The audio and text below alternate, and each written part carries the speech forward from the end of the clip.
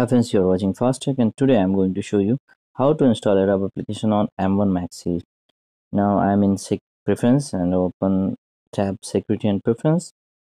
Here we need to allow another option, install from unknown sources, which we need to run this command. Remember this command, I am putting this command in description. Copy from description, video description. This command is sudo space spctl space hyphen hyphen master space hyphen disable. Paste here and hit on enter. Please input your password here and hit enter once again. After completing this process, close the terminal and once again open preference and go to security and privacy.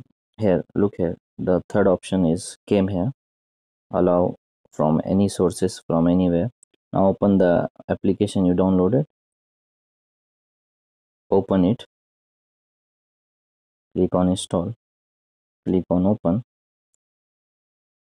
I tried this with Adobe Premiere Pro 2021, also Adobe Photoshop 2020, which are running natively without any problem. Friends, thank you for watching this video and subscribe this channel if this video helped you. Thank you.